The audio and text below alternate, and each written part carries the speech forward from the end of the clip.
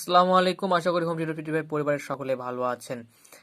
আজকে আমরা অনার্স প্রথম বর্ষের এলিমেন্টারি নাম্বার অফ থিওরি, যেটা হচ্ছে ফান্ডামেন্টাল অফ ম্যাথ বইয়ের হচ্ছে চ্যাপ্টার 9 এলিমেন্টারি নাম্বার থিওরি প্রাথমিক সংখ্যা তত্ত্ব অধ্যায়ের কয়েকটা হচ্ছে এমসিকিউ সলিউশন করার চেষ্টা করব। আশা করি আপনারা আমার চ্যানেলের নিয়মিত ভিডিওগুলো দেখেন, আর অবশ্যই আপনার বন্ধুদের সঙ্গে শেয়ার করতে ভুলবেন না, যাতে আমি ইন্সপিরেশন পাই ভিডিও বানানোর। আর হ্যাঁ, আমাদের হচ্ছে হোম টিউটোরিয়ালের হচ্ছে পার্সোনাল গ্রুপ আছে, যেখানে আপনি আপনার যে কোনো সাবজেক্টের সমস্যা হলে ওখানে আপনারা হচ্ছে পোস্ট দিতে পারবেন। সেটা হচ্ছে কমেন্টে অথবা হচ্ছে ডিসক্রিপশন বক্সে লিঙ্ক দেওয়া থাকবে গ্রুপে, আপনারা হচ্ছে সেখান থেকে গ্রুপটিতে জয়েন হয়ে নেবেন। ধন্যবাদ। তাহলে আমরা হচ্ছে এক্সাম্পলগুলো সলিউশন করা শুরু করি। বন্ধুরা, হচ্ছে এলিমেন্টারি নাম্বার অফ থিওরির হচ্ছে প্রাথমিক সংখ্যা তত্ত্ব ফান্ডামেন্টাল অফ ম্যাথ অনার্স প্রথম বর্ষে এক্সাম্পল 3টা আমরা সলিউশন করব। তাহলে এক্সাম্পল 3টা কি দেওয়া আছে দেখি একটু। 275 এবং 200 সংখ্যাদ্বয়ের গসাগু নির্ণয় করো। প্রথমত আমাদের কি করতে হবে, যে এই 275 এবং 200 দেওয়া আছে সংখ্যাদ্বয়ের কি করতে হবে, আমাদের প্রথমে গসাগু নির্ণয় করতে হবে। এরপর কি করতে হবে, এই গসাগুকে সংখ্যাদ্বয়ের যোগাশ্রয় সমারোহে প্রকাশ করো, এবং যে গসাগুটা বেরোবে ওটা কি করতে হবে, সংখ্যাদ্বয়ের যোগাশ্রয় সমাবেশ রূপে প্রকাশ করতে হবে। তার আগে আমরা দেখে নিই, প্রথম আমাদের করতে হচ্ছে গসাগু নির্ণয়, এরপর হচ্ছে সমাবেশ রূপে যোগাশ্রয় সমাবেশ রূপে প্রকাশ। তার আগে আরেকটা কথা বলে নেই, যে হচ্ছে এই যে যোগাশ্রয় সমাবেশ রূপে প্রকাশ করতে গেলে আমাদের কি করতে হবে, এই রুলসটা ফলো করতে হবে। ভাগশেষ ইকুয়াল ভাজ্য মাইনাস ভাজক গুণন ভাগফল। ওকে, আমরা যখন যোগাশ্রয় সমাবেশটা হচ্ছে করতে শুরু করবো তখনই বুঝতে পারবো। তার আগে আমরা কি করবো, গসাগুটা নির্ণয় করে নিই। আর গসাগু নির্ণয়ের ক্ষেত্রে আমরা সকলে জানি যে ভাজকটা সবসময় কি হয়, ছোট হবে এবং ভাজ্যটা বড় হবে। তাহলে 275 বড়, এখানে ভাজ্যতে বড়টা নিলাম, আর হচ্ছে 200 যেহেতু ভাজক ছোট, সো আমরা এটা সামনে নিলাম। এখন আমরা গসাগুর ক্ষেত্রে সবাই জানি যে এটা কন্টিনিউয়াসলি ভাগ করতে হবে। তাহলে এরপর এখানে কতবার যায়, একবার ভাগ করে দিই। 200 275 মধ্যে একবার যায়, তাহলে কত থাকে 75। 75কে আবার কত দিয়ে ভাগ করব, এই যে এখানে কি বলে ভাজকটা ছিল, এই ভাজক দিয়ে আবার এই 275কে আমরা ভাগ করব। এভাবে হচ্ছে গসাগু করে কন্টিনিউয়াসলি আমরা। তাহলে 200, আবার এই 200টা এখানে আসলো। এরপর হচ্ছে আবার কত 75 কতবার যায়, 75 যায় দুইবার, তাহলে কত হয় এখানে 150। তাহলে এখানে কত থাকে 50। আবার কি হবে, এই যে এই ভাজকটা আবার এখানে চলে আসবে 75। আমি খুব ইজিলি বুঝাচ্ছি, অত কোনো প্যাচ বা কোনো সংজ্ঞা টুঙ্গা দিচ্ছি না, জাস্ট আপনাদের বুঝাচ্ছি গসাগুটা কিভাবে করে। যে 200 দিয়ে 275টাকে ভাগ করার পর একবার যায়, 75 আসলো। 75টা আবার কি, এই যে প্রথম ভাজকটা ছিল, এই ভাজকটা এখানে আসে আবার কি হবে, ভাজ্যতে রূপান্তর হবে, মানে মাঝখানে আসবে। এটা আবার যেটা বের হবে এটা এখানে থাকবে, আবার এটা কি এই পাশেরটা আবার এখানে চলে আসবে। খুবই ইজি শব্দ, মানে সাধারণ ভাষায় বুঝাচ্ছি। 50, তাহলে কত থাকবে 25। তাহলে এখন আবার কি হবে বলুন তো আপনারা, এই 50টা ছিল এখানে, তাহলে এখানটা কোথায় আসবে, এখানে, মানে এই ভাজকটা ভাজ্যতে রূপান্তর হবে 50।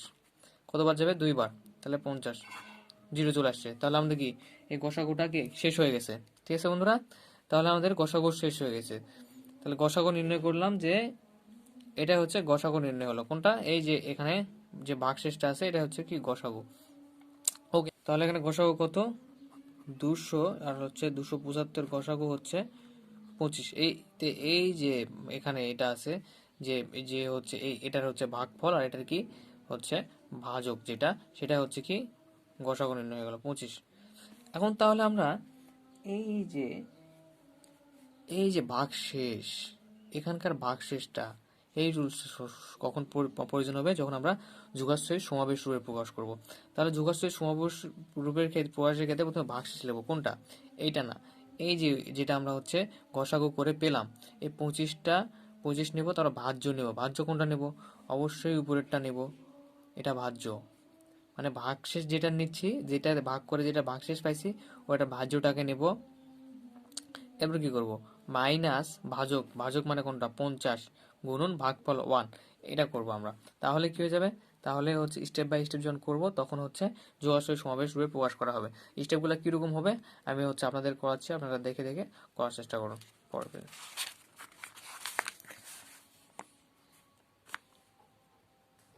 তাহলে এখন কি করব, আমরা যোগাশ্রয় সমাবেশ রূপে প্রকাশ করব। যোগাশ্রয় সমাবেশ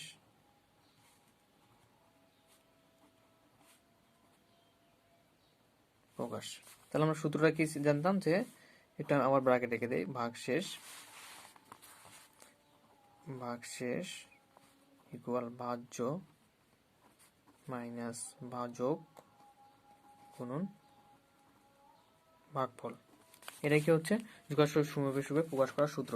তাহলে প্রথমে কি লাগতেছে ভাগশেষ, তাহলে ভাগশেষ এখানে কোনটা 25, ঠিক আছে 25। তাহলে আমরা কি করবো এখানে ভাগশেষ হতে ভাগশেষ কত 25 ইকুয়াল হচ্ছে ভাজ্য, এই 25 ভাগশেষের ভাজ্য কোনটা 75 75 মাইনাস ভাজক, এখানে ভাজক কোনটা 50 50 ইন্টু ভাগফল কত 1, এই যে ভাগফল 1 বেরোছে। তাহলে এখানে কি করবো আমরা 1টা দিয়ে নেব। এর পরবর্তী স্টেপটা হবে 75 মাইনাস, এখন এই যে 50টা আছে এখানে 50টা আবার কি অবস্থা আছে দেখুন, এইটার এই যে 75 যে 200 ভাগ করার ফলে 2 ভাগফল আসছে আর 50 কি আসছে এখানে ভাগশেষ আসছে। মানে স্টেপ বাই স্টেপ ভাগশেষ গুলাকে না আমরা কাজ করব। এইটার স্টেপের হচ্ছে ভাগশেষ কত 25, সো এটার স্টেপের কাজ করে নিলাম কি ভাগশেষ ইকুয়াল 75 মাইনাস ভাগশেষ ইকুয়াল 75 মাইনাস মানে এটা কি ভাজ্য মাইনাস ভাজক কোন ভাগফল। এখন আমরা এখানে কি 50টা হচ্ছে কি 50টা হচ্ছে আবার এখানে ভাগশেষ কোটাকার এইটুকু জায়গার, তাহলে 50টা কি ভাগশেষ, ভাগশেষ কি লেখা যায় 50কে যদি ভাঙি আমরা তাহলে ভাজ্য 50 ভাগশেষের ভাজ্য কোনটা ভাজ্য হচ্ছে 200, ভাজক হচ্ছে 75, ভাগফল 2, তাহলে ভাজ্য 200 মাইনাস ভাজক কত, এই 50টাকে ভেঙে আমরা পাবো এটা ভাজক হচ্ছে কত দেখলাম ভাজক 75 ভাগফল 2, আর এই গুণটা 1 গুণ ছিল 1 এখানে গুণ। এর পরের লাইনে 75 মাইনাস 200 ইন্টু কত ছিল 1 মাইনাস মাইনাসে প্লাস 75 2, 1 এর সঙ্গে 2 এর সঙ্গে গুণ করলে 2 হয়। এখন এর পরের স্টেপে দেখি আমরা একটু, এখানে চোখ রাখুন, এই 50-এর পর ভাগশেষ কত আছে এখানে 75, তাহলে আমরা এখন এই 75টাকে এনে কাজ করার চেষ্টা করব। তার আগে যদি বাকি কোনো ইকুয়েশন বাকি থাকে সেটা করে নেব। যেমন এখানে হচ্ছে একটা দেখেন 75 পয়েন্ট কিন্তু এখানে 1 আছে, এটা কি 1 লিখলে হয় না লিখলে হয়, তাহলে এই 75.1 আর 75.2 যোগ করলে কত হবে 75.3। এটা হচ্ছে এই যোগাশ্রয় সমাবেশের নিয়ম, যে হচ্ছে 75 1 বা কিছু থাকুক 2 এই পয়েন্টের পর যেগুলো থাকবে এগুলো হচ্ছে কি করা যায় যোগ করা যায়, তাহলে 3 হলো, আর এখানে থেকে 200 ইন্টু 1। এখন আবার কোন ভাগশেষকে নিয়ে কাজ করবো 50 শেষ আর 75 ভাগশেষকে নিয়ে কাজ করবো। তাহলে 75 কোথায় আছে এখানে 75 আছে, 75 ভাগশেষ হলে এখানে ভাগশেষ নিয়ে যদি কাজ করি তাহলে এখানে কি ভাজ্য হচ্ছে 275, ভাজক হচ্ছে 200 গুণন ভাগফল হচ্ছে 1। তাহলে এই 75কে যদি ভাঙি তাহলে ভাগশেষ 75কে ভাঙলে ভাজ্য কত ছিল এখানে 275 মাইনাস ভাজক কত এখানে দেখুন ভাজক হচ্ছে 200, এরপর হচ্ছে কি গুণন ভাগফল 1, তাহলে এখানে ভাগফল 1 কত ছিল 3 ইন্টু 3 মাইনাস 200 ইন্টু 1। এরপর কি আর কোনো ভাগশেষ আছে উপরে নাই, তাহলে প্রথম স্টেপের ভাগশেষের কাজ করলাম, দ্বিতীয় স্টেপের ভাগশেষের কাজ করলাম, তৃতীয় স্টেপের কাজ করলাম, এই ভাগশেষ যেখানে থাকলে মান বসালাম, আর যেটা ছিল হচ্ছে কি গসাগু পাইছি এটা কি সবসময় সামনে থাকবে।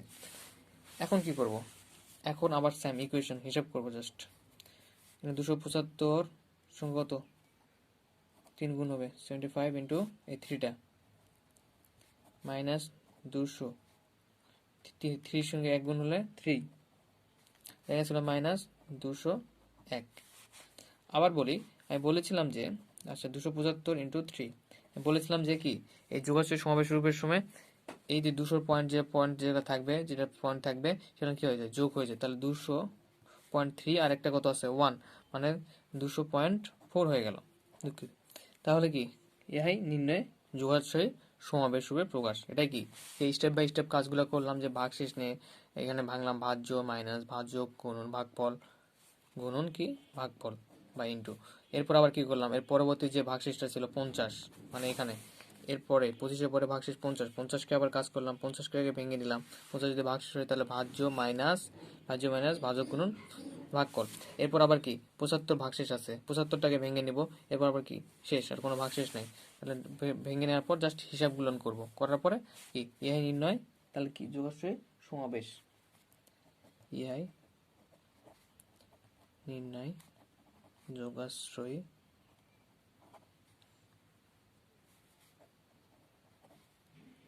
সমাবেশ।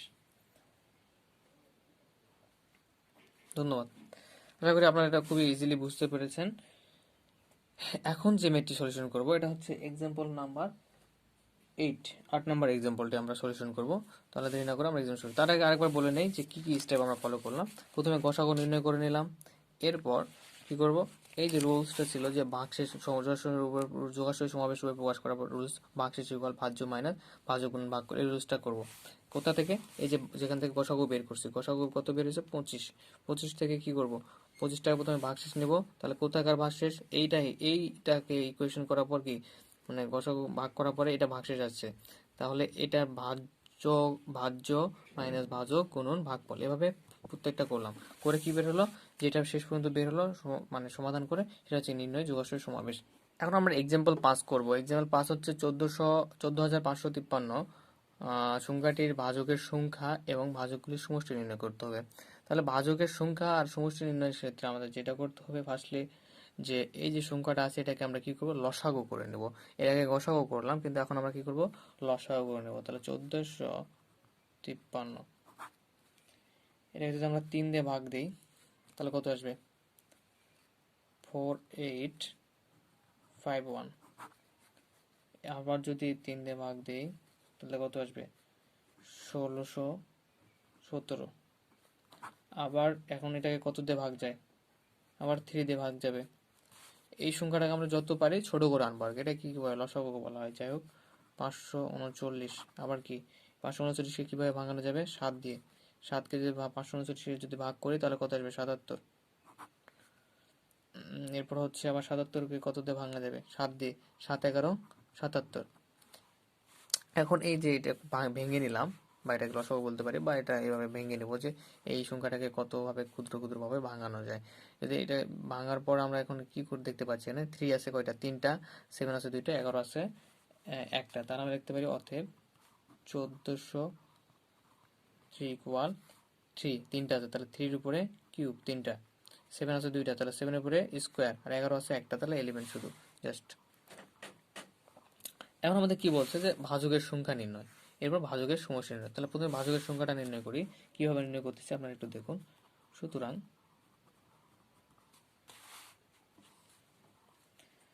14,553 এর ভাজকের সংখ্যা,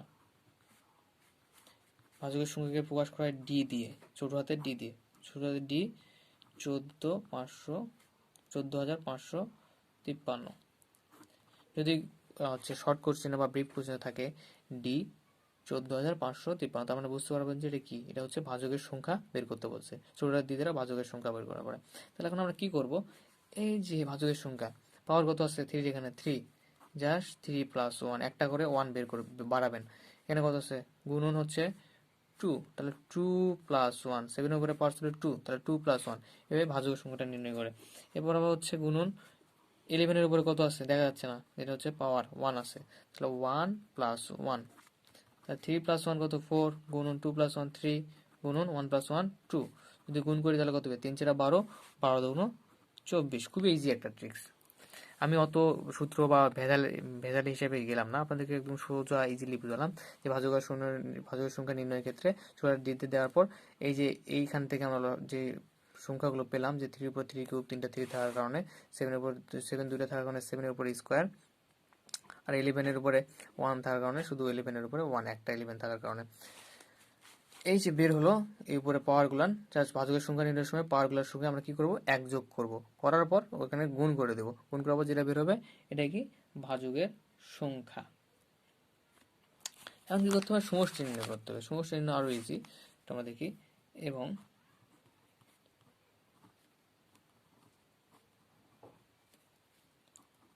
সমষ্টি